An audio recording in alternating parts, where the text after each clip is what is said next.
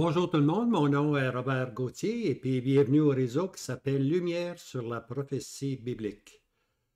On a entrepris, ou j'ai entrepris il y a quelques jours de donner une vidéo, une présentation sur la différence entre un prophète de l'Ancien Testament puis le prophète du Nouveau Testament. Lorsqu'on étudiait Michée, j'ai défini un peu l'activité du prophète du Nouveau Testament, excusez-moi, du prophète de l'Ancien Testament, mais avec cette dernière vidéo numéro 1, sur est-ce qu'il y a des prophètes du Nouveau Testament aujourd'hui, j'ai élaboré un peu la position ou sur la position du prophète. Les prophètes qui étaient là comme fondement avec les apôtres et les prophètes, tout était de la révélation, comme on l'a lu. Et puis maintenant, l'activité du prophète, c'est plutôt de remettre en lumière les vérités qui nous ont été données par les prophètes puis les apôtres. Hein.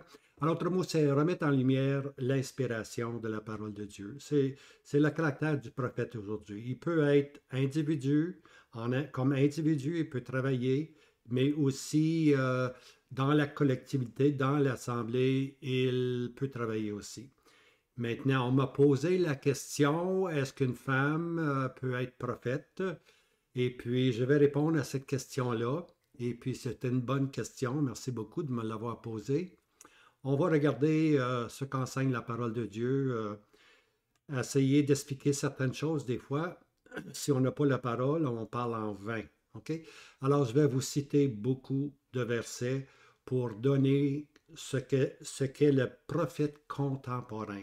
Le prophète aujourd'hui dans l'assemblée ou lorsqu'il est en privé, comment va-t-il opérer? Hein? Et puis, alors, sans en dire plus, on va aller de l'avant.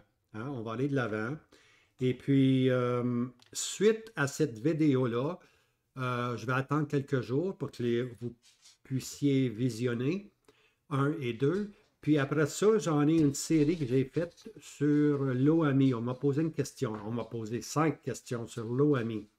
On m'a dit, il n'y a pas grand monde qui parle de l'OAMI. Peux-tu dire un mot de plus? Oui, l'OAMI veut dire pas mon peuple.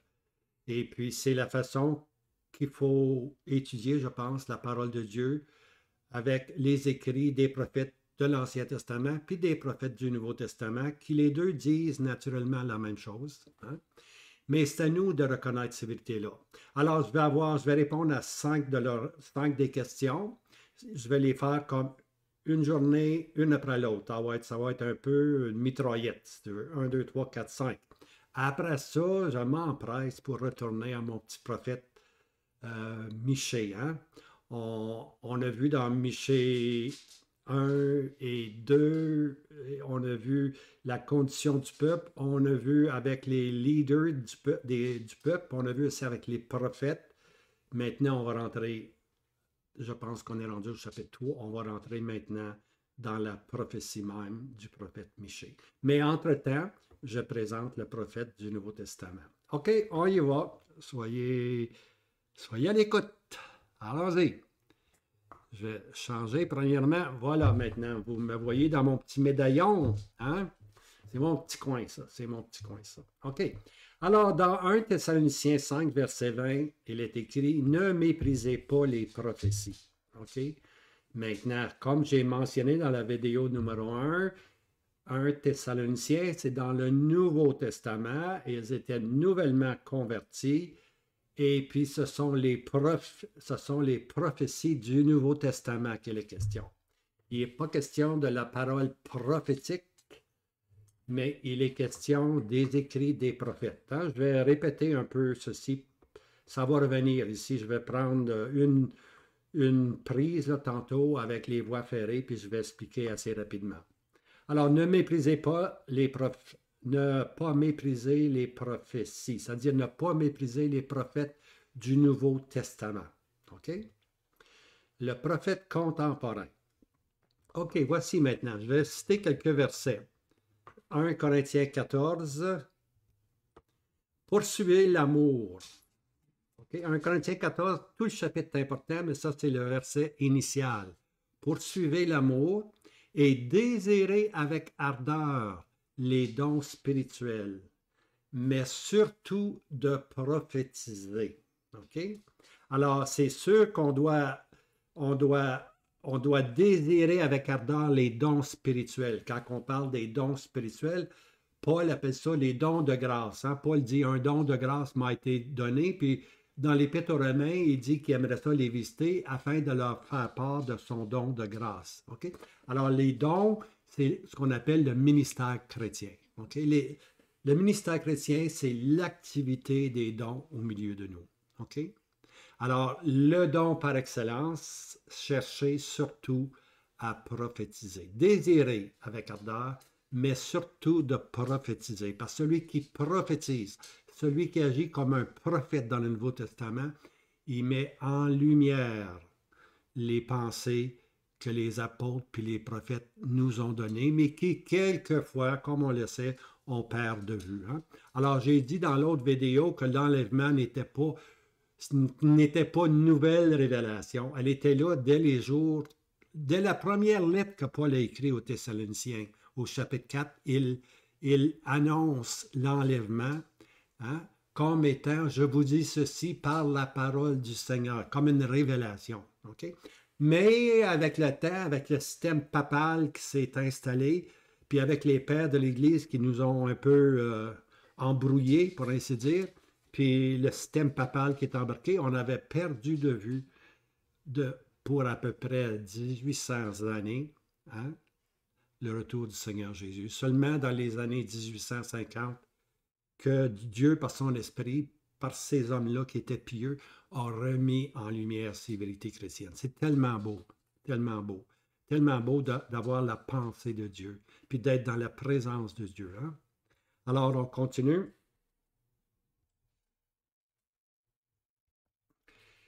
1 Corinthiens 14, verset 39. 39 versets plus loin, l'apôtre va dire « Aspirez au don de la prophétie.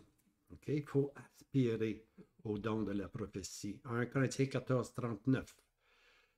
Voici maintenant 1 Corinthiens 14. Je suis souvent dans 1 Corinthiens 14, allez voir. 1 Corinthiens 14, 31. Car vous pouvez tous prophétiser un à un, afin que tous apprennent et que tous soient exhortés. Un à un. Vous pouvez tous prophétiser un à un. Donc, il doit y avoir de l'ordre. OK, c'est un à un. Pas tout le monde en même temps.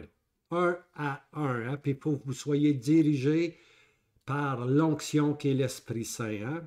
Alors, tous, on peut être utilisés de Dieu, mais si c'est le cas, c'est un à un. Contrairement à aujourd'hui où on place un homme en avant, puis c'est lui qui fait tout, hein?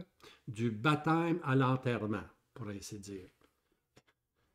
Mais l'Écriture nous dit que les prophètes peuvent parler un à un. Alors, si les prophètes peuvent parler un à un, il faut cette liberté-là au milieu de nous. Vous allez voir, je vais énoncer les principes tantôt. Et que les prophètes parlent deux ou trois et que les autres jugent. Ça, c'est encore 1 Corinthiens 14, 29. Les prophètes, pas seulement un individu, les prophètes.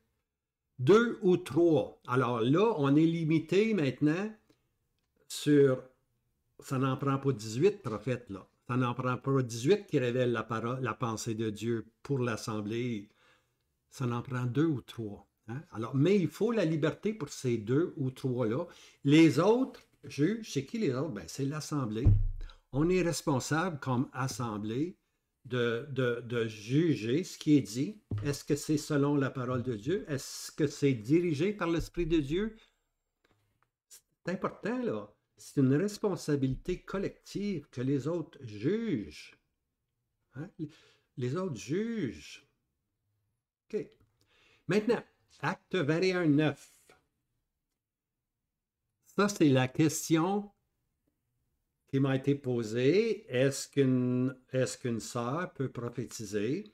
Alors, j'ai automatiquement pensé à ce verset-là, ici, là. Regardez.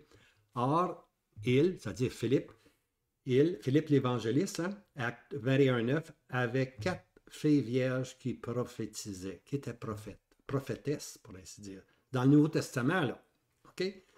Ce qui est intéressant, 4 filles vierges, dans le sens que on a l'impression que l'Esprit de Dieu va se servir des sœurs pieuses pour nous communiquer souvent un message, OK?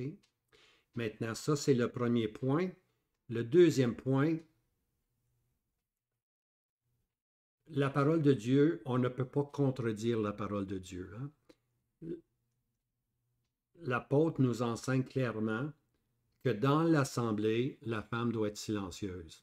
Oui, il existe des prophètes au niveau des femmes aussi, mais tout se fait dans le particulier, dans le privé.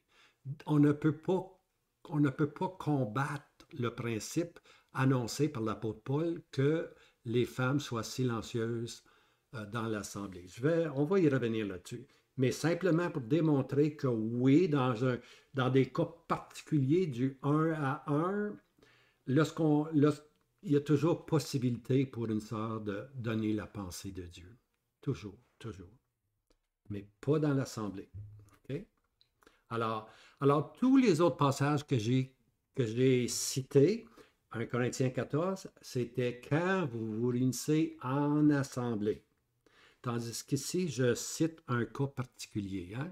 1 Corinthiens 14, verset 26. Qu'est-ce donc, frères? Quand vous vous réunissez chacun de vous à un psaume, un enseignement, une langue, une révélation, une interprétation, que tout se fasse pour l'édification. Ça, c'est 1 Corinthiens 14, c'est en assemblée. Et puis là, on a d'autres directives, comment l'assemblée doit se conduire. Puis c'est pas moi qui donne les directives, hein? C'est l'Esprit de Dieu qui donne les directives, puis c'est l'apôtre Paul. L'apôtre Paul, si on n'avait pas l'apôtre Paul, bien-aimé, on n'aurait aucune révélation sur l'Église, on ne connaîtrait même pas l'Église. Alors, si l'apôtre Paul dit que la femme doit demeurer silencieuse dans l'assemblée, il y a une raison. Il y a une raison. OK, le prophète contemporain. Là, on s'en va maintenant. Alors, on peut avoir l'activité en assemblée, OK? Mais lorsqu'on est dans l'activité en assemblée, on a des règles à suivre. On va les voir, ces règles-là à suivre, OK? Et aussi, on peut avoir une activité en particulier lorsque des frères, des sœurs se rencontrent ensemble, vont prendre un café, vont discuter, vont dîner ensemble, vont souper ensemble, vont s'inviter les uns les autres. Là. Oui, en particulier, là, il n'y a pas de règle. OK? Alors, une femme peut avoir la pensée de Dieu autant que l'homme. OK? Elle peut avoir la pensée de Dieu autant que... Il n'y a pas de règle dans le particulier. La règle est en assemblée. Lorsqu'on devient l'expression publique de comment doit se comporter une assemblée, il y a des règles. Hein? Il y a des règles parce qu'il y a des gens qui regardent, puis les gens qui regardent, ce sont les anges. Hein? Les anges apprennent de l'assemblée. Il est dit que les anges apprennent de l'assemblée. Alors, si l'assemblée est tout à l'envers, comment est-ce que le monde céleste, les anges qui regardent de près, pour ainsi dire, puis veulent apprendre de l'assemblée, si on n'agit pas selon certaines règles, si on agit dans le désordre, hein, les anges ne peuvent pas apprendre. Hein. Ça, c'est une raison. L'autre raison, c'est la nature ne vous enseigne-t-elle pas. Hein, la nature ne vous enseigne-t-elle pas. Je ne veux pas développer ce sujet-là. La parole de Dieu est là, et puis l'Esprit de Dieu est puissant pour nous enseigner. OK. Alors, dans nos deux cas, soit le cas collectif, l'ensemble, l'assemblée, ou le cas privé, lorsqu'on est entre amis, l'effet, si quelqu'un peut, ou le don de prophétiser, hein, que ce soit en assemblée, ou bien donc, comme on disait, au souper avec des amis, l'effet va toujours être le même, bien-aimé. C'est le même effet. C'est le même effet. Puis voici l'effet. 1 Corinthiens 14, verset 3. Mais celui qui prophétise parle aux hommes pour l'édification, pour l'exhortation et la consolation. J'ai mis ces trois-là en gros. Hein. Ça l'édifie, on est exhorté, puis on est consolé. C'est ça l'esprit prophétique. Pas l'esprit, c'est ça l'esprit du prophète. Le prophète, lui, va va édifier, va exhorter, va consoler, va mettre en lumière des principes. Tout en discutant, soit avec des amis, on peut mettre en lumière des principes. Qu'on soit à l'Assemblée, là, c'est un peu différent. Là. Ça va être réservé aux hommes d'enseigner, OK, tout simplement.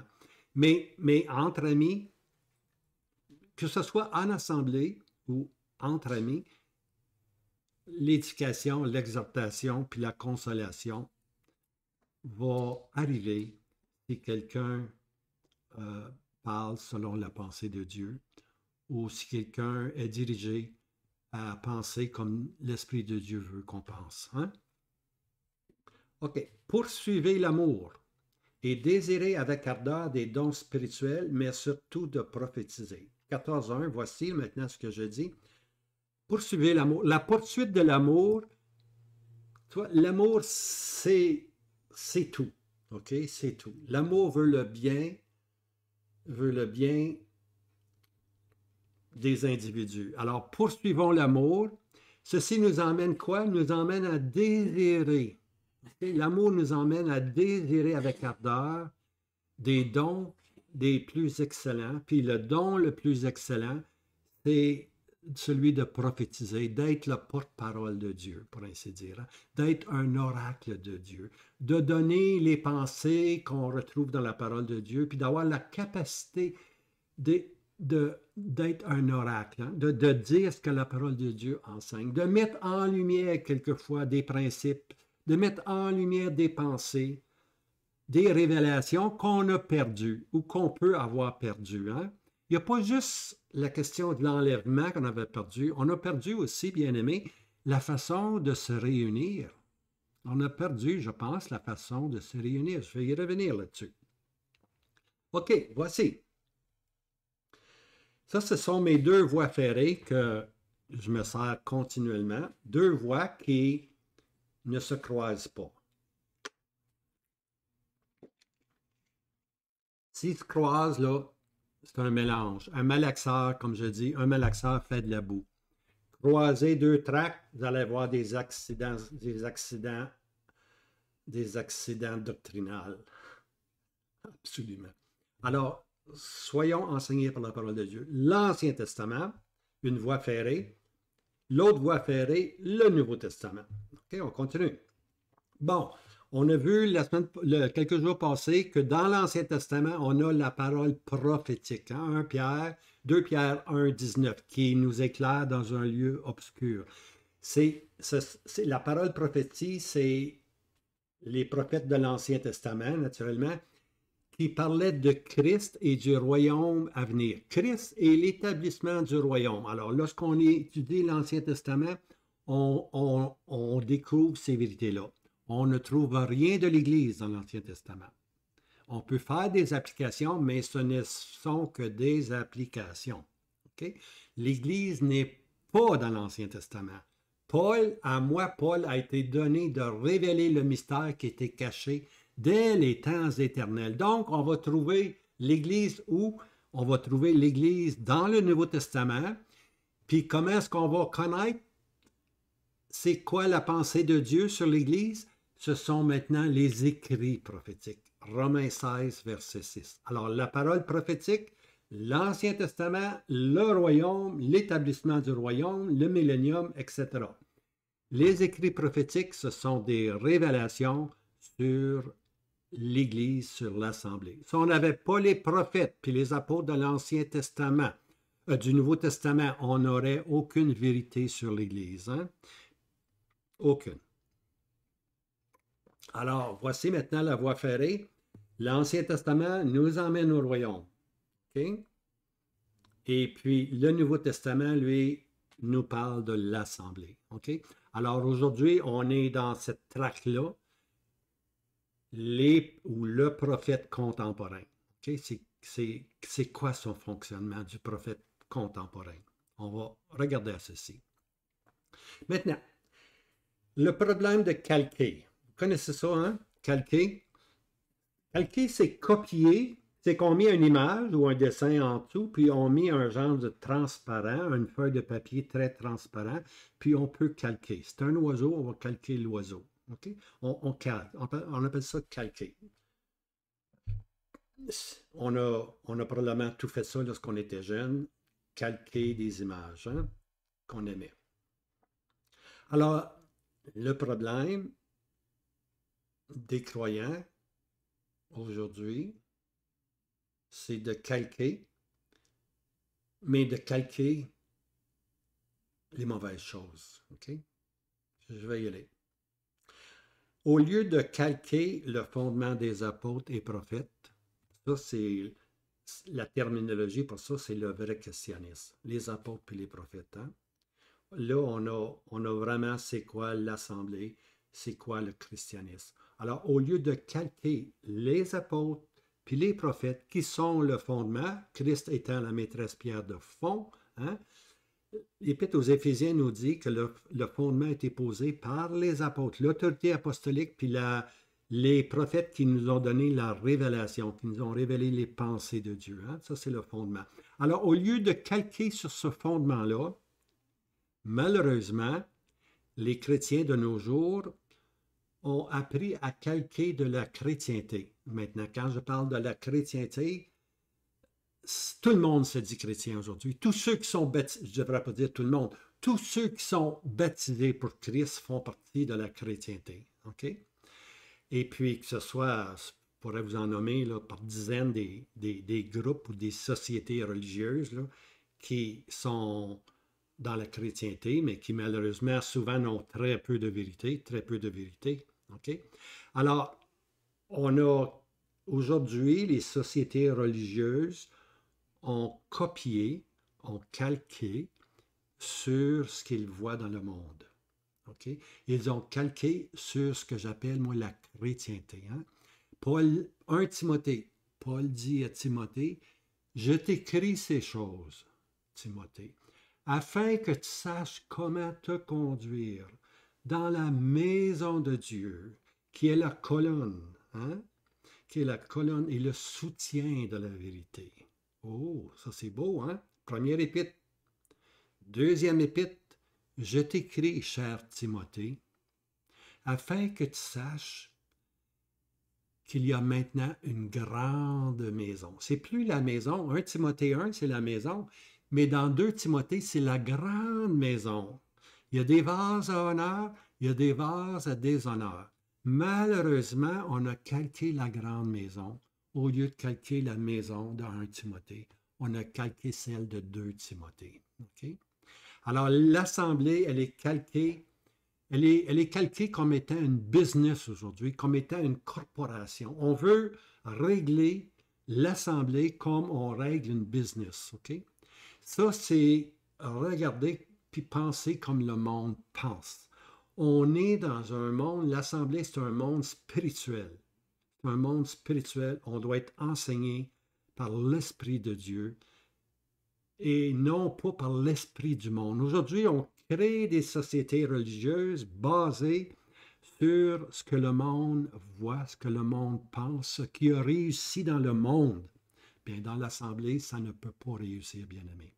Ça ne peut pas réussir. Mais c'est une erreur qu'on fait toujours de nos jours. Calquer la grande maison. OK. Maintenant, on a cessé de calquer les apôtres puis les prophètes. Hein? Ça, c'est l'inspiration des Écritures ici. Là. Hein?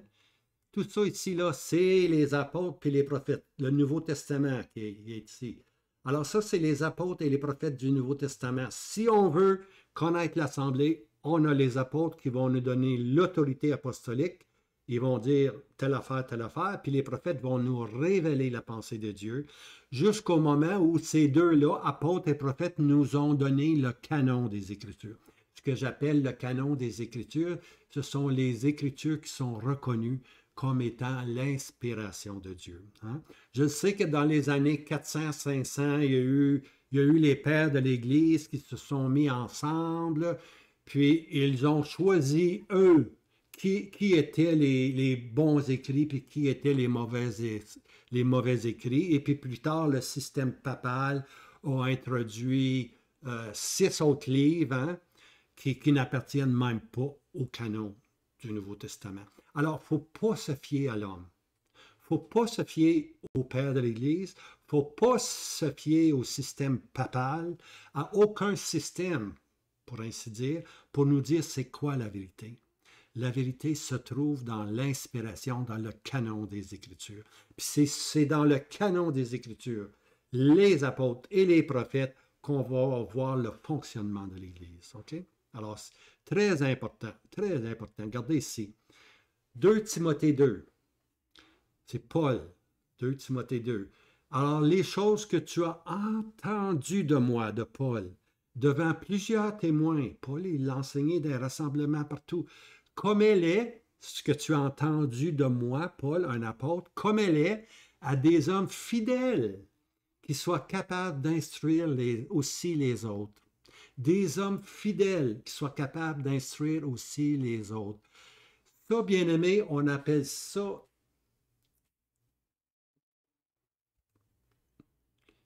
la transmission des Écritures. Puis le moyen que les Écritures sont transmises, c'est que Dieu prend des hommes fidèles, des hommes et des femmes fidèles pour communiquer à d'autres les choses que les apôtres et les prophètes ont écrites. C'est comme ça que la vérité se répand.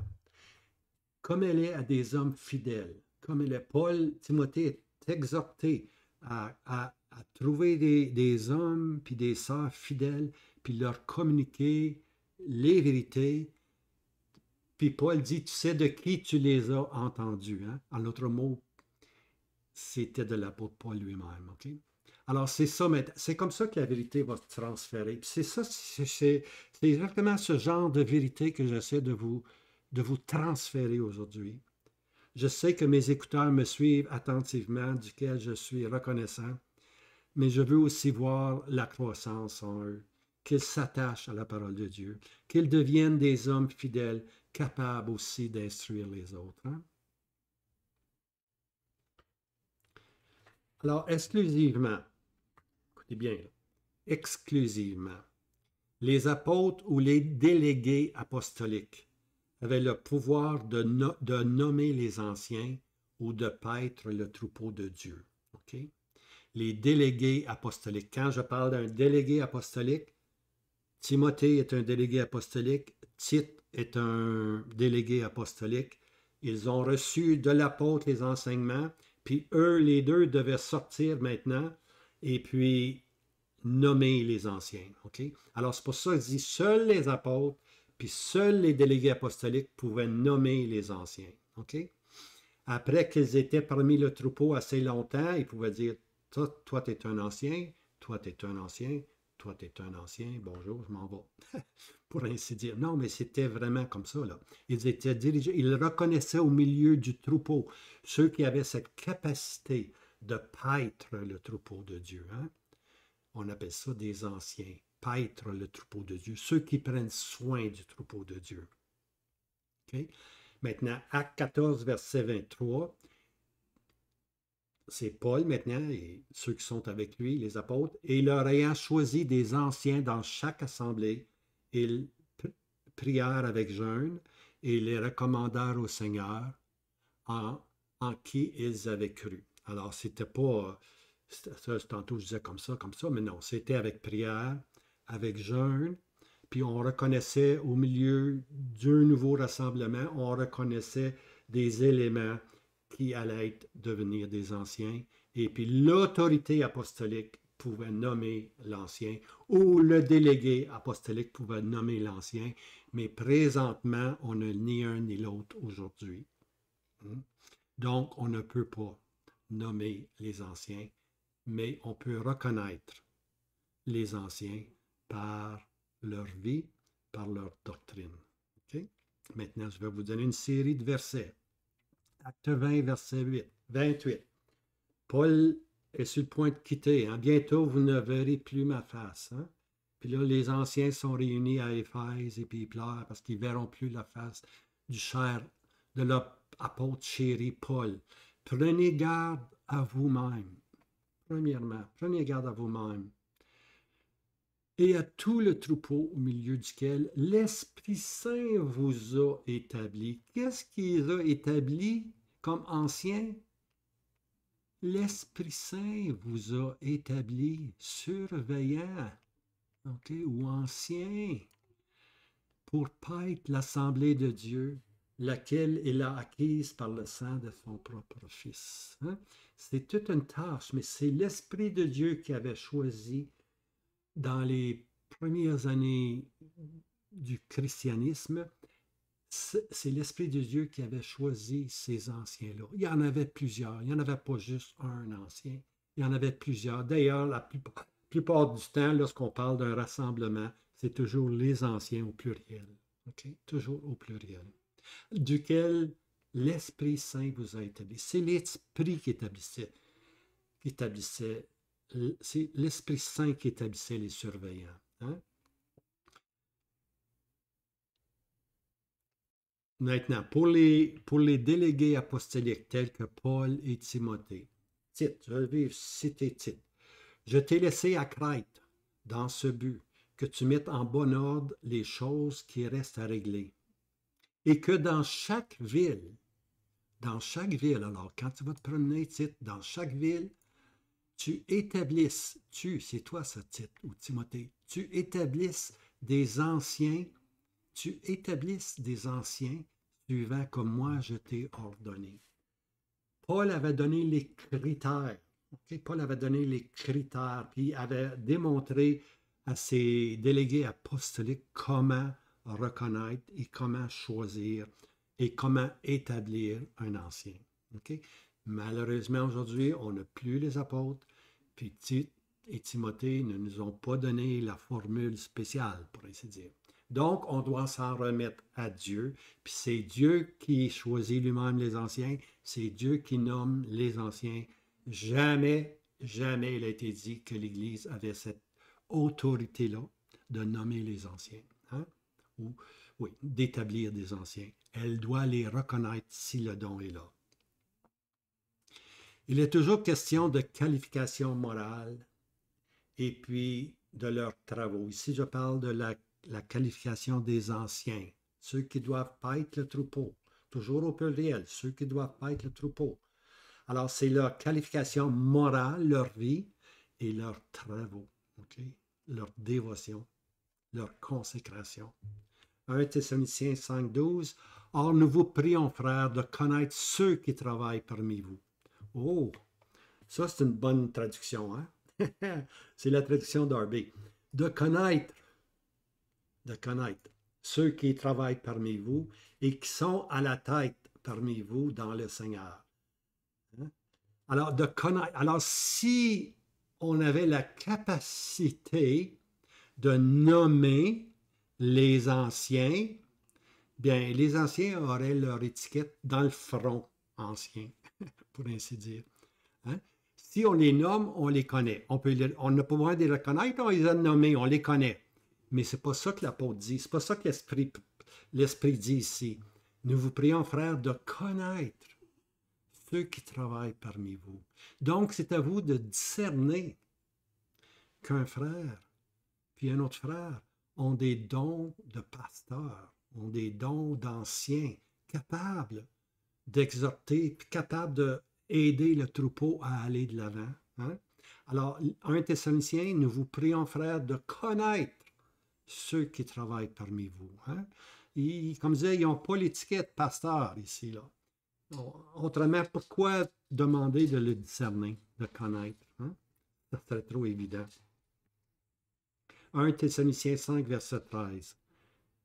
Et qui vous avertissent de les estimer très haut en amour à cause de leur œuvre. Soyez en paix entre vous. Hein? Qui vous avertissent, les anciens, ceux qui s'occupent du troupeau, de paître le troupeau, ils vous avertissent. Vous devez les estimer très haut en amour à cause de leurs œuvres, leur dévotion, leur travail. Tu vois? C'est tellement beau. 1 Timothée 5, verset 17. Que les anciens qui président dûment soient estimés dignes d'une double honneur. Oh, ici, c'est une double honneur, spécialement à ceux qui travaillent dans la parole et dans l'enseignement. Alors, il y a des anciens qui vont aider le troupeau, qui vont paître le troupeau, mais n'ont peut-être pas une grande connaissance, hein? Une grande connaissance des prophètes ou des écrits. Mais parmi les anciens, il y en a qui vont avoir cette connaissance-là de la parole de Dieu. C'est dit de les estimer d'un double honneur, spécialement ceux qui travaillent dans la parole, ceux qui travaillent spécialement, ceux qui travaillent dans la parole et dans l'enseignement. Une double honneur pour ceux-ci. Hein? Il y a différents dons de pasteurs. Il ne faut pas tout mettre les pasteurs dans la même discipline. Non? Okay? Il y en a qui connaissent très bien la parole de Dieu. Il y en a que leur morale est un exemple pour le troupeau, tu vois. Mais ceux qui ont les deux, hein, une double honneur à ceux-ci, bien-aimés. On est exhorté à les reconnaître, 1 Thessaloniciens 5,12. On est exhorté à les estimer, 1 Thessaloniciens 5,13. On est recommandé de donner l'honneur et un double honneur pour certains, 1 Timothée 5, verset 17. Puis là, on s'en va dans l'Épître aux Hébreux en parlant des conducteurs, ceux qui vous mènent en avant, de se souvenir d'eux, d'imiter leur foi, de leur obéir, de les saluer. Hein? Hébreux 13, versets 7, 17 et 24. Alors, ce sont tous des exhortations, bien-aimés, pour ceux qui nous mènent en avant, hein? Pour ceux qui ont le rôle de paître le troupeau de Dieu. Alors, le double ministère maintenant. Maintenant, je m'envoie un peu là, dans la doctrine. Le double ministère que les apôtres et prophètes calquaient est le suivant. Okay? Voici ce que les prophètes puis les prophètes et les apôtres, ce qu'ils avaient devant eux. Le vrai modèle, pour ainsi dire. Hein? Voici, là, je vais citer dans 1 Corinthiens 3. Il y a deux ministères. Il y a deux ministères. On appelle ça ici, là, je l'ai appelé le double ministère. Okay? Le double ministère. Puis on est responsable là, de connaître le double ministère. Non seulement de le connaître, mais de le vivre, tout simplement. Okay? De le vivre. Okay? Puis de l'enseigner. Okay? Alors, le premier ministère, c'est le ministère de l'Esprit. Ne subsiste-t-il pas en gloire? Puis le mystère de la justice abonde-t-il en gloire? 1 Corinthiens 3, verset 8, verset 9. Le ministère de l'Esprit Saint. Le ministère de la justice. Je vais expliquer. Le Nouveau Testament nous révèle le mystère de la justice.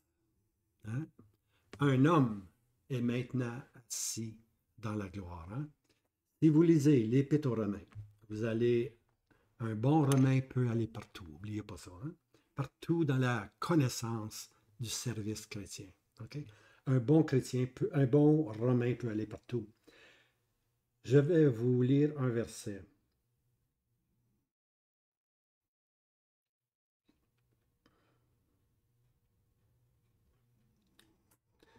Afin de montrer sa justice, je lis dans 3 versets.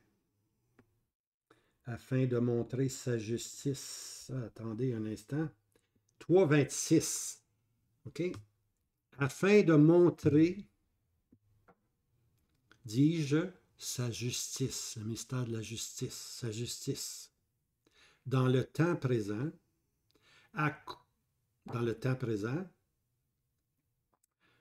je lis le verset 25, hein? Afin de montrer sa justice, excusez-moi, à cause du support des péchés précédents dans la patience de Dieu. Arrêtez-vous là. À cause, hey, c'est beau ça, à cause du support des péchés précédents dans la patience de Dieu. Un autre mot, Dieu était patient. On a tout le système de l'Ancien Testament, tout le système de Lévitique, les offrandes, qui ne sont qu'une image, hein, qu'une image de l'offrande de Christ qui allait être accomplie à la croix. Okay?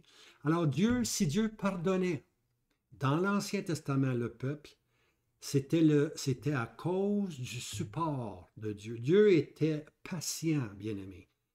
Dieu supportait le péché. Pourquoi?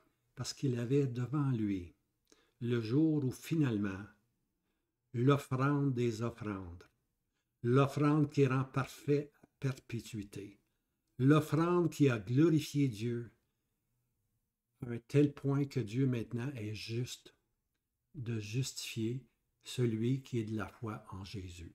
Hein? C'est ce qu'on lit ici. Alors, le support, OK, de montrer sa justice à cause du support précédent dans la justice de Dieu, afin de montrer, dis-je, sa justice dans le temps présent, en sorte qu'il soit juste et justifiant celui qui est de la foi en Jésus. Alors Dieu est juste et justifie. Dieu est juste de justifier quiconque est de la foi en Jésus. Dès le moment qu'on croit au Seigneur Jésus, Dieu nous rend juste. Puis Dieu le fait sur une base juste. Dieu maintenant a la capacité, à cause de l'œuvre de la croix, de nous rendre justes devant lui. Bien-aimés, le jour que nous avons cru au Seigneur Jésus est le jour où nous avons été rendus justes devant Dieu. On ne sera jamais plus juste que le jour qu'on a cru au Seigneur Jésus. Ah oui, dans le cheminement, oui, on doit corriger, oui, on doit corriger notre tir souvent, notre marche souvent, mais ça ne change pas qu'on est juste devant Dieu. On est juste devant Dieu le moment qu'on croit. Puis c'est Dieu qui dit qu'il est juste de justifier ceux qui sont de la foi en Jésus. Êtes-vous de la foi en Jésus, bien-aimés? Avez-vous mis votre confiance dans le Seigneur Jésus? Si oui, vous êtes justifiés. Il n'y a maintenant aucune condamnation pour ceux qui sont dans le Christ Jésus. C'est ça le ministère de la justice. Dieu est juste, puis Dieu peut justifier, puis pas juste seulement cela, mais Dieu a placé maintenant, pour démontrer sa justice, Dieu a placé un homme dans la gloire. Il est assis à la droite de Dieu. Un jour, il va prendre son propre royaume lorsqu'il va revenir régner. Mais présentement, nous voyons Jésus couronné de gloire et d'honneur. Hein? C'est ça le mystère de la justice, bien-aimé. Alors, c'est ça que les prophètes enseignaient, c'est ça que les apôtres enseignaient, c'est ça le double ministère qu'on doit calquer, qu'on doit copier, le mystère de la justice. J'arrive maintenant au double ministère, j'arrive maintenant au deuxième ministère, le ministère de l'Esprit. Là, je suis certain que je vais en perdre quelques personnes, mais ça ne fait rien. C'est le ministère de l'Esprit. On a maintenant, bien-aimés, une personne divine qui habite en nous. L'onction qui est en vous vous enseignera toutes choses. Imaginez-vous, on a l'Esprit Saint qui est en nous. L'Esprit Saint peut nous enseigner, l'Esprit Saint peut nous inciter, en anglais, prompting. Il peut nous activer à faire sa volonté, que ce soit comme individu ou dans la collectivité, dans l'assemblée. C'est ça le mystère de l'Esprit Saint. L'Esprit Saint peut agir dans l'individu comme il peut agir dans la collectivité, au milieu de l'assemblée. Laissez l'Esprit Saint agir. Hein? On dit des fois, te laisser seul agir. Bien, laissons l'Esprit Saint agir au milieu de nous. Laissons l'Esprit Saint choisir les vases qui sont des dons de Dieu pour s'exprimer au milieu de nous. Hein? Alors, c'est ça maintenant le ministère de l'Esprit. On a mis de côté la liberté de l'Esprit, bien-aimé. Regardez ici, c'est un oiseau, hein? Un oiseau qui s'enfuit. Hein? Alors, calquer la chrétienté, c'est perdre la liberté de l'Esprit. Hein? Lorsqu'on ne copie pas les apôtres puis les prophètes, lorsqu'on ne calque pas leurs enseignements, mais on veut mettre simplement l'enseignement de la chrétienté, de la grande maison, de ceux qui se disent chrétiens, des Joe connaissants qui savent tout. Lorsqu'on va calquer là-dessus, bien aimé, c'est certain que dans le rassemblement, vous perdez la liberté de l'esprit. Vous allez perdre complètement la liberté de l'esprit. Vous allez choisir un homme qui va tout diriger. Hein? Du baptême à l'enterrement, pour ainsi dire. OK? Mais il y existe au milieu de l'Assemblée la liberté de l'esprit, la liberté des dons. OK? La liberté des dons. 2 Corinthiens 3, verset 17, dans le même passage que je cite, or le Seigneur est l'Esprit. Mais là où est l'Esprit du Seigneur, il y a liberté, bien-aimé. Là où l'Esprit du Seigneur, il y a liberté. L'Esprit Saint habite au milieu du rassemblement. Il doit y avoir la liberté à l'Esprit Saint de travailler librement. Cessons de mettre des barrières humaines, des barrières charnelles. Laissons l'Esprit de Dieu nous diriger. Okay?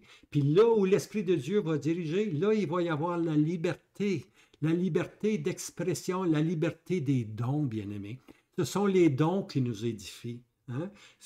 Que ce soit le don de prophète, de mettre en lumière les vérités qui sont là.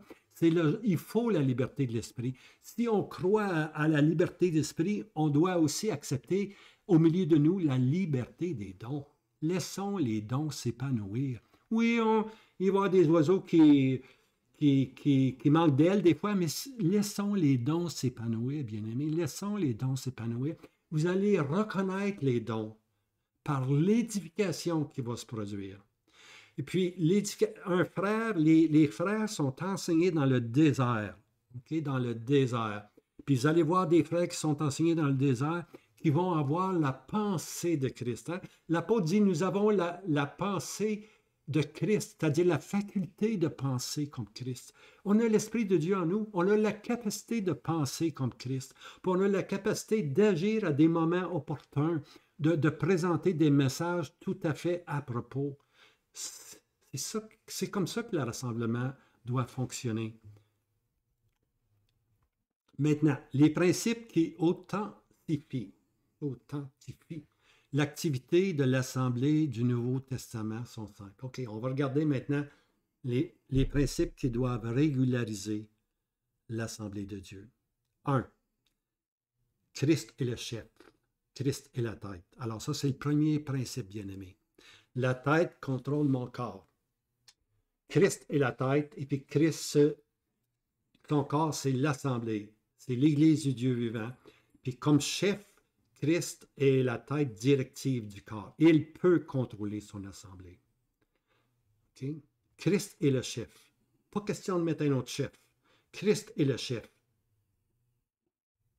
Je sais que dans la business, on met un président, un vice-président, un CEO, Chief Executive Officer. Ah ben, l'exécuteur en charge, c'est Christ, bien-aimé. Laissons Christ travailler comme chef. Okay? Alors, si on a la chefferie de Christ, la tête c'est Christ, on a aussi la liberté de l'esprit.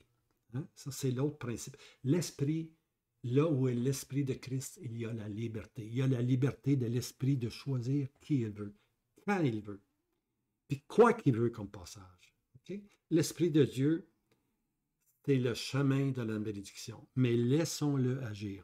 Puis la seule façon de le laisser agir, c'est le libre exercice des dons. On doit reconnaître, vous devez, frères et sœurs, de reconnaître au milieu de votre rassemblement l'exercice des dons, la liberté d'exercer les dons que Dieu a donnés. Hein? Les dons ne se forment pas nécessairement dans un collège théologique ou dans tous ces outils-là que les gens ont inventés, pour ainsi dire. L'important, c'est que Dieu forme son serviteur. Paul était formé à Damas. Hein? Paul était formé loin des apôtres. Avant même qu'il voie les apôtres, il avait reçu sa formation. Alors, on a tous des vies, puis on apprend tous différemment. L'important, c'est qu'il faut être à l'écoute. Il faut être à l'écoute. Et puis, Dieu peut intervenir. Et puis, lorsqu'il y a la liberté, on va voir ces dons-là apparaître comme des petites tulipes qui sortent au printemps. Hein? On voit juste des semences d'un coup. Oups! Bien aimé, après quelques temps, la tulipe est sortie. Elle est belle, différentes couleurs. Les dons, c'est comme ça, bien aimé. C'est des tulipes qui sortent avec toutes sortes de couleurs. Puis c'est donc beau quand on les mélange ensemble. Okay? Mais il va y avoir de l'ordre. dans le service des dons. On va le voir tantôt. OK, 1 Corinthiens 14, versets 26 à 33. Et voilà. Le seul passage qui nous donne le fonctionnement en assemblée ou du ministère chrétien sous la direction de l'Esprit Saint, c'est 1 Corinthiens 14. Ben, 1 Corinthiens 14 parle des prophètes, hein, de la prophétie désirée ardemment, surtout de prophétiser, alors les prophètes, mais c'est seulement à partir du verset 26 à 33. Zoomez, vous pouvez mettre ça dans vos Bibles, là. Zoomez là-dessus, là. Mettre une grande parenthèse ou une grande flèche là. C'est là seulement qu'on voit l'assemblée qui se réunit. On veut savoir comment se réunir? Pas beaucoup de versets. Hein? 26, ça veut dire 7 versets. 6, 4 plus 3, 7 versets. 7, c'est ce qui est complet. Hein? 7, c'est un chiffre qui est complet. Les 7 fêtes de l'Éternel, le sabbat, tous les 7 jours, c'est une image. Mais on a 7 versets qui nous disent comment l'Assemblée doit se comporter. C'est quoi la direction de l'Esprit Saint? C'est quoi le ministère de l'Esprit Saint au milieu des saints lorsqu'ils sont rassemblés ensemble? Voici les versets. 26 à 33. Qu'est-ce donc, frère? Quand vous vous réunissez, voilà, quand vous vous réunissez, ici c'est un rassemblement, bien-aimé. Quand vous vous réunissez, ils se réunissent comme assemblée, okay, comme église. Voici, chacun de vous a un psaume, chacun de vous a un enseignement, chacun de vous a une langue, une révélation, une interprétation. Paul, il semble que les Corinthiens, naturellement, étaient très doués dans les dons. Les Corinthiens, trop doués peut-être. Non, je ne dirais pas trop doués, mais il manquait de sagesse et il manquait de directive. Okay? Ils étaient très excités, ils étaient très sensuels, les Corinthiens. Hein? Alors, ils aimaient tout ce qui touche les sensations. L'âme, c'est le siège des émotions, parlant en langue, ces choses-là, tu vois. Ça vient... Mais l'homme est esprit, âme et corps. OK? Alors, mais souvent, on va mettre l'âme en avant de l'esprit. L'esprit, c'est l'intellect capable de comprendre des choses. L'âme, c'est les émotions. Hein? Mais souvent, ce sont les émotions qui veulent nous diriger. Maintenant, si on était incrédule, on dirait, on va faire la description de l'homme, là. Ben, c'est 1 Thessaloniciens 5 qu'on a ces versets-là, vers la fin d'un Thessaloniciens 5. Nous, on dirait l'homme, l'âme et l'esprit. L'homme, l'âme et l'esprit. L'homme, l'âme et l'esprit. Mais non, l'homme n'est pas comme ça. Paul, au Thessaloniciens chapitre 5, dit esprit, âme et corps. Le corps est le dernier, voyez-vous, le corps est le dernier. Alors, il faut écouter l'apôtre Paul. Hein? Lui révèle c'est quoi un homme. Il est premièrement esprit, ensuite avec des affections, puis le corps. Okay? C'est son entité. Alors, chacun de vous a un psaume. Ici, c'est pas un point positif, bien-aimé. Chacun de vous a un psaume. C'est que tout le monde arrivait avec leur petit psaume, leur petit cantique préféré, leur petite exhortation, leur enseignement préféré, avec les langues, ou avec une révélation, ou avec une interprétation. On en mettait trop. C'était désorganisé. Qu'est-ce donc, frère? C'est pas comme ça qu'on doit se réunir, OK? Chacun de vous, non. Chacun de vous, en son temps. Pas tout ça en même temps, comme une giblotte, pour ainsi dire. Là. Mais pourquoi? C'est bien simple, que tout se fasse pour l'éducation, bien-aimé, que tout se fasse pour l'éducation.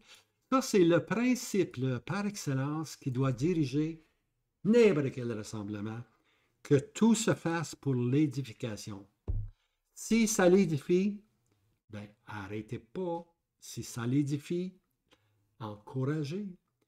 Mais si ça n'édifie pas, arrêtez-moi ça, tout simplement. OK? Alors que tout se fasse pour l'édification. Et si quelqu'un parle en langue, que ce soit 2 ou tout au plus 3, qui parlent chacun en son tour.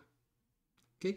Alors, si quelqu'un parle en langue, OK? Que ce soit 2 ou 3, chacun en son tour. C'est de l'ordre, pas tout le monde on n'est pas dans un poulailler, là, pas tout le monde qui parle en même temps.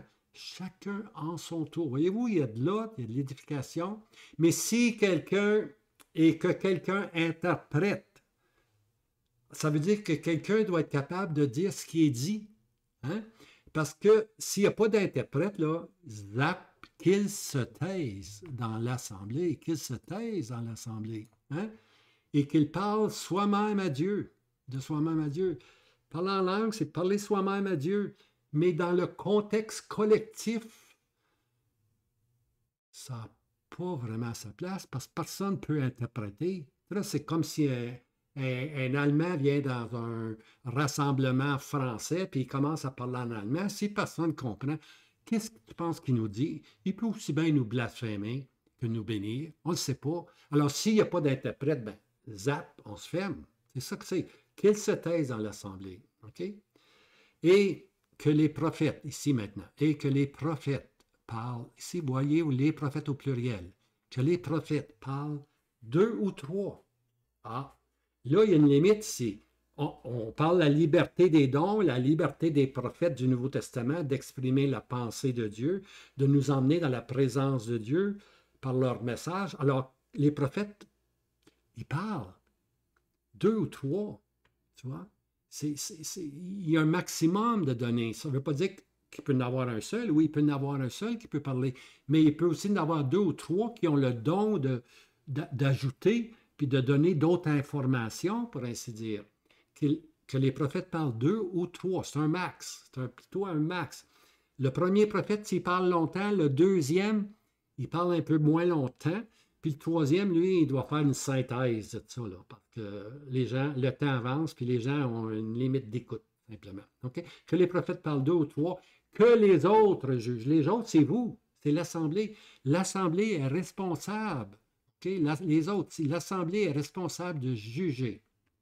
Okay? Et c'est là une révélation faite à un autre qui est assis, que le premier se taise. Dans ce temps-là, bien aimé, quelqu'un pouvait enseigner, être un prophète qui mettait justement les fondements, les révélations des prophètes du Nouveau Testament, puis les révélations des apôtres du Nouveau Testament. Ces frères-là se levaient puis donnaient l'enseignement, mais c'est dit, s'il y en avait un autre qui était assis dans la salle, puis il y avait lui, un enseignement aussi adéquat et supplémentaire, bien, le premier se retirait. C'est celui qui avait la nouvelle révélation qui venait maintenant, qui expliquait. Il y a une révélation faite à un autre qui est assis, que le premier se taise. Hein? Parce que Dieu maintenant est dans l'Église, puis Dieu, ça ne lui empêche pas de donner spécialement au commencement, de donner l'inspiration des Écritures. Okay? Un frère pouvait parler, mais un autre frère qui était assis pouvait être l'outil de Dieu pour se lever. Il y avait cette liberté-là, bien-aimé. Le frère disait, oups, moi aussi j'ai quelque chose, Seigneur, je vais ajouter. Oui, ajoute mon frère bien-aimé. Hein? C'est ainsi qu'on a eu le canon des Écritures. OK? Quand vous pouvez tous prophétiser un à un, ça c'est de l'ordre, un à un, afin que tous apprennent et que tous soient exhortés. OK? Et les esprits des prophètes sont assujettis aux prophètes. En autre mot, le prophète, il ne peut pas aller au-delà. OK? Il est assujetti. Le prophète sait ce qu'il dit. Si quelqu'un veut agir comme prophète, comme celui qui annonce la pensée de Dieu, ben, il doit être en contrôle de ce qu'il dit. Okay? Il ne dit pas n'importe quoi, n'importe comment, qu'il ne sait même pas ce qu'il dit. Ah, non, ça que j'ai dit là, non, non. Quand tu enseignes dirigé par l'Esprit de Dieu, lorsque tu as le don de mettre en lumière les vérités de la parole de Dieu, tu sais ce que tu fais. Tu es en contrôle. Si quelqu'un n'est pas en contrôle, éclipsez-le, tout simplement. Hein? Parce que l'esprit des prophètes doit être assujetti aux prophètes. Car Dieu n'est pas un Dieu de désordre, mais un Dieu de paix, comme dans toutes les assemblées des saints. Ça, c'est important. Dieu, c'est pas un Dieu de désordre, c'est un Dieu de paix. Que tout se fasse avec paix. Hein? Comme dans toutes les assemblées de Dieu. Alors, les Corinthiens, les autres, ils avaient perdu le nord, pour ainsi dire. Mais ce n'était pas comme ça se passait dans toutes les assemblées de Dieu. Non, non, au contraire. Toutes les autres assemblées de Dieu étaient régularisées par les apôtres puis les prophètes, mais les Corinthiens, eux, n'avaient aucune règle. Hein? Ils faisaient n'importe quoi. Ils faisaient n'importe quoi. C'était pas édifiant, c'était tout du désordre. Hein? Maintenant, regardez ce qui suit. Que vos femmes se taisent dans l'assemblée. Là, ma parenthèse est finie pour ainsi dire, mais l'apôtre continue, c'est encore le même mouvement. Là, maintenant, il enseigne ceci, que vos femmes se taisent dans l'assemblée. Alors, est-ce qu'une femme peut prophétiser dans l'assemblée? Que vos femmes se taisent dans l'assemblée. Hein? Est-ce que la femme peut prophétiser avec des amis? Ou est-ce qu'elle est dans l'assemblée? Non. Est-ce qu'on a d'autres instructions? Non. Mais dans l'assemblée, on a des instructions à suivre. C'est l'assemblée de Dieu, puis c'est Dieu qui donne les instructions. Hein? Qu'on les comprenne, qu'on ne les comprenne pas, lorsque tu es arrêté sur la route parce que tu fais de la haute vitesse, même si tu dis, j'ai pas compris, j'ai pas vu l'enseigne, tu as ton ticket pareil, mon ami, tu as ton ticket. Tu es responsable. Okay? Alors que vos femmes se taisent dans l'assemblée, car il ne leur est pas permis de parler, mais qu'elles soient soumises, comme le dit aussi la loi. Maintenant, allez voir dans l'Ancien Testament, faites le tour de la loi, vous ne trouverez pas de verset qui va vous dire que la femme doit se taire dans l'assemblée. L'Ancien Testament, premièrement, n'est pas l'endroit où on va avoir de l'enseignement sur l'assemblée du Dieu vivant. Seulement le Nouveau Testament. Mais toute la forme, okay, ou toute l'onction de l'Ancien Testament nous enseigne que la femme est soumise. Okay? Comme nous dit aussi la loi. C'est Sarah, je pense, qui appelait Abraham mon Seigneur. Elle ne l'appelait pas le vieux, là. Elle l'appelait mon Seigneur. Belle image de soumission. Hein? C'est ça le canon de l'Ancien Testament nous donne aussi. On voit ça. On ne le trouve pas écrit, mais on le voit. Hein? Si elles veulent apprendre quelque chose, qu'elles interrogent leur propre mari chez elles, car il est honteux pour une femme de parler dans l'assemblée. Puis Paul, en Timothée, va donner les raisons. À cause de la création, c'est la femme qui était premièrement déchue. Après ça, l'homme a simplement suivi son épouse. Il ne va pas faire autrement. Mais à cause de la création, okay? Puis à cause des anges aussi, plus tard, on va lire. Mais d'accord, je ne veux pas rentrer dans cette histoire-là. La parole de Dieu est-elle procédée de vous? Parle aux Corinthiens, là. Est-ce que la parole de Dieu est procédée de vous? Ou est-elle parvenue à vous seuls? Est-ce que vous êtes les seuls à savoir comment se conduire dans l'assemblée, ou du moins vous pensez comment vous conduire? En d'autres mots, c'est la parole de Dieu qui vous a montré comment vous conduire. Est-ce qu'elle est venue seulement à vous? Elle est procédée de vous? Si quelqu'un pense être prophète ou spirituel, qu'il reconnaisse que les choses que je vous ai écrites sont le commandement du Seigneur. Commandement du Seigneur. Et si quelqu'un est ignorant, qu'il soit ignorant. Ainsi, frères, désirez avec ardeur de prophétiser, mais n'empêchez pas de parler en langue, mais que toute chose se fasse avec bienséance et avec ordre. Okay? Bienséance et ordre. Alors, les Corinthiens, comme si eux, êtes-vous les seuls à avoir la vérité du mode de rassemblement? Ce que vous faites n'est pas selon l'Esprit de Dieu. C'est ça qu'il leur dit. Les autres assemblées sont régularisées, mais vous autres, vous ne l'êtes pas. La parole vient-elle de vous seuls? Absolument pas. Paul dit absolument pas. Alors, il y a des prophètes, quand je parle des prophètes, je parle des particuliers ou des individus, mais ce que je développe ici, c'est aspirer à des dons de prophète ou aspirer à la prophétie dans le ministère chrétien. Ce que j'essaie de faire comprendre, c'est le ministère chrétien dans l'assemblée. Je ne parle pas autour d'une table. Je ne parle pas en particulier. Quand vous vous réunissez en assemblée, frères. Okay? Alors, c'est là maintenant qu'il est important de laisser les prophètes, les dons des prophètes ou de la prophétie travailler au milieu de nous.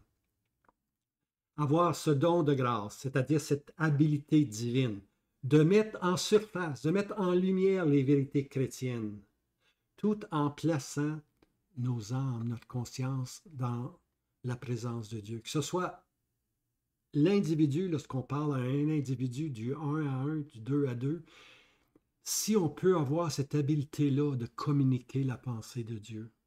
Hein? Alors, c'est vrai pour l'individu, mais c'est aussi vrai dans l'assemblée, bien-aimé, hein? Ou de l'assemblée.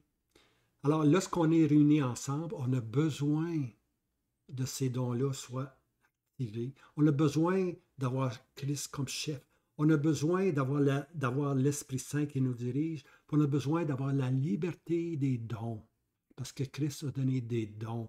Puis cherchez surtout à prophétiser. C'est le don le plus beau, le plus grand. Parce qu'il nous emmène dans la présence de Dieu. Il nous emmène dans la présence de Dieu.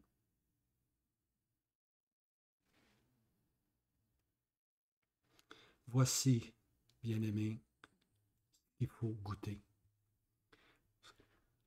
Les deux disciples d'Emmaüs, Luc 24 et 13. Regardez bien. Alors, ils marchent en chemin, puis le Seigneur se joint à eux sans qu'ils savent, sans qu'ils le reconnaissent. Hey, tu sais pas ce qui est arrivé, toi, à Jérusalem, hein? Le Christ a été crucifié. Puis le Seigneur commençait par les Écritures qu'il fallait que le Christ souffrit ces choses et qu'il soit ressuscité, glorifié, et qu'il prenne place à la droite de Dieu. Alors le Seigneur a graduellement étalé, s'est approché d'eux, puis leur a parlé. Alors voici ce qu'ils ont dit. Notre cœur ne brûlait-il pas au-dedans de nous par le chemin, lorsqu'il nous parlait par le chemin et lorsqu'il nous ouvrait les Écritures?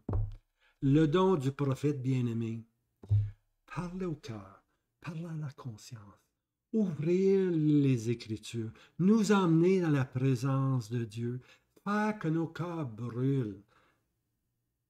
On peut connaître ça, bien-aimé, en assemblée, en groupe. On peut connaître ça individuellement, on peut connaître ça en assemblée, en groupe.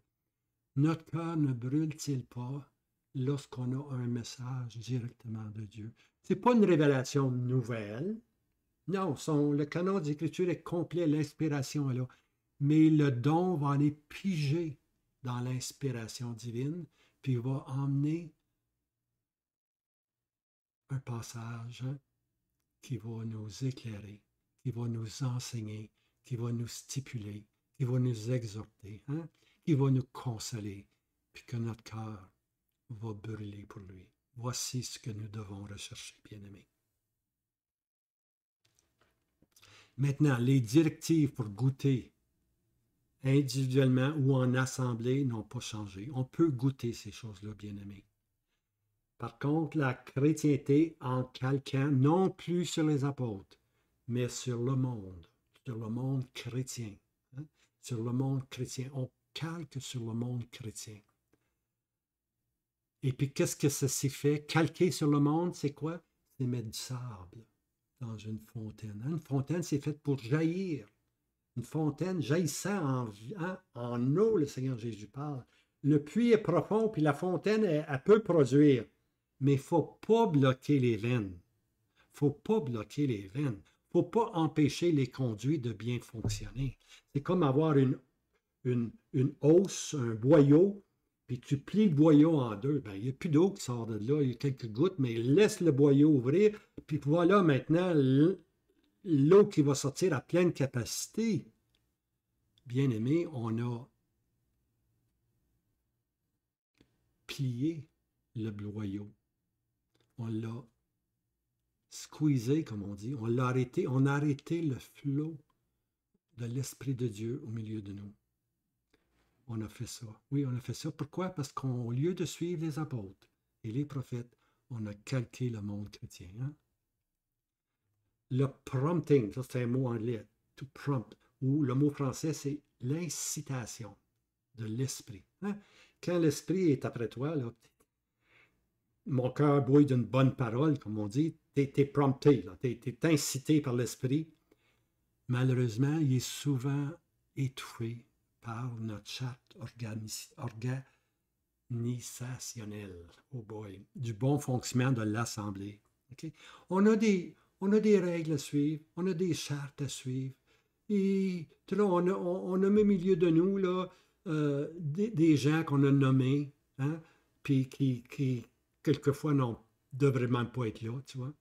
on a placé, on s'est fait une charte organisationnelle, comme une business, hein, le président, puis le secrétaire, et puis le vice-président.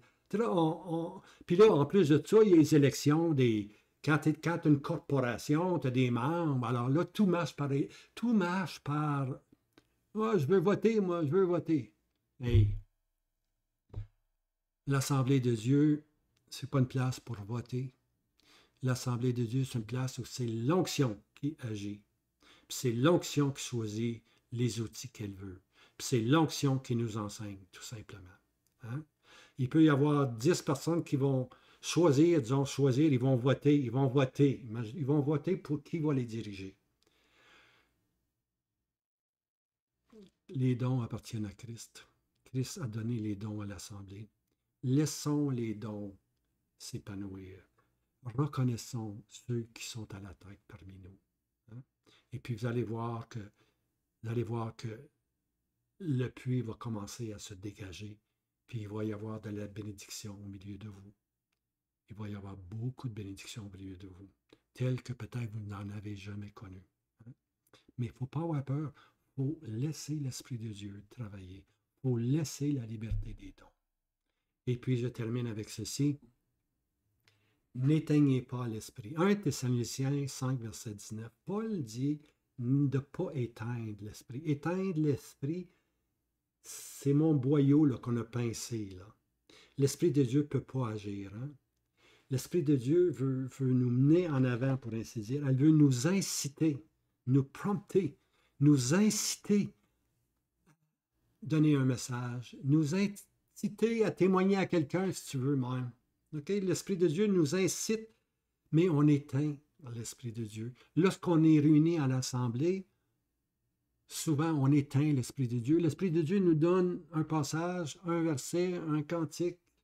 On ne le dit pas, parce que tout est là sur la charte. Là. C'est les cantiques, c'est les 5 prochains cantiques qu'il faut absolument chanter. Absolument. Puis le message est absolu. Il n'y a plus de changement à faire. Ce n'est pas l'Esprit de Dieu au milieu de nous. Là où il y a l'Esprit du Seigneur, il y a liberté, frère. Laissez cette liberté à l'Esprit de Dieu. Laissez les dons s'épanouir. N'éteignez pas l'Esprit. Hein? Il est aussi dit éteindre l'Esprit Saint, puis l'autre, c'est quoi? Éteindre l'Esprit Saint. Et éteindre l'Esprit Saint, puis l'autre, j'oublie l'autre. En tout cas, c'est pas grave. Ici, c'est éteindre l'Esprit Saint. Hein? De ne pas empêcher l'Esprit Saint d'agir au milieu de nous. Hein? 1 Thessaloniciens, verset 5-20. Ne méprisez pas les prophètes. Hein? Ne méprisez pas les prophètes. Ce n'est pas les prophètes de l'Ancien Testament. Ce n'est pas Jérémie, ce n'est pas Ésaïe, ce n'est pas Michée, Nahum, on peut tous les nommer. Non. Ne méprisez pas les prophéties, ce sont les prophètes du Nouveau Testament. Le prophète contemporain, bien-aimé. C'est ça le titre de la vidéo. Le prophète contemporain. Ne méprisez pas les prophéties. Donnez la place au prophète qui a ce don de nous emmener dans la présence de Dieu, puis de nous faire voir toute cette belle lumière, tout simplement. Ne pas mépriser, ne pas mettre de côté la liberté des dons, ne pas mettre de côté l'Esprit de Dieu pour nous enseigner. Et puis finalement, 1 Thessaloniciens 5, 21, mais éprouvez toutes choses, bien-aimés, éprouvez toutes choses. Vous pouvez éprouver ce que je dis. C'est normal, éprouver ce que je dis, c'est correct. Tu vois, que les prophètes parlent 2 ou 3, que les autres éprouvent, que les autres jugent, tu vois. Mais éprouver toutes choses, c'est pas parce que quelqu'un dit qu'il est un prophète, qu'il est un prophète bien-aimé. Éprouvez toutes choses. Hein? Puis rappelez-vous, l'effet de la prophétie, c'est l'exhortation, l'édification et la consolation. Hein? Alors, je vous laisse avec ceci. C'est la fin. Malheureusement, c'est la fin. Et puis, c'est un enseignement que j'avais à cœur. Avec la première vidéo, je sentais que je n'avais pas donné à fond. Je n'avais pas donné à pleine capacité. ce que je crois ceci depuis ma conversion, à l'âge de 25 ans. Lorsque je me suis converti, mon désir était celui-ci. Je veux rencontrer des frères et des sœurs qui veulent se réunir, comme jadis les disciples se sont réunis. Là où il y a la liberté des dons, là où il y a la liberté de Dieu, et dans un tel contexte où Christ est le chef qui dirige tout. Alors c'est ça que j'ai toujours recherché. C'est difficile à trouver. L'apôtre dit à Timothée, avec ceux qui aiment le Seigneur d'un cœur pur, hein, ceux qui aiment marcher selon ces vérités-là. On cherche, mais c'est Dieu qui nous fait rencontrer ces saints-là avec qui on peut librement laisser l'Esprit agir au milieu de nous. Mais comme je disais, je le répète, c'est l'Esprit de Dieu qui doit opérer au milieu de nous, puis c'est la liberté des dons qui doit aussi agir. Laissons ces deux choses-là fonctionner, et puis vous allez avoir un rassemblement qui va être peut-être faible, mais qui va être heureux de marcher ensemble. À bientôt. Je vous laisse avec ceci. Puis je vous arrive maintenant avec 5 vidéos sur l'OAMI, pas mon peuple. Que le Seigneur vous garde. À bientôt.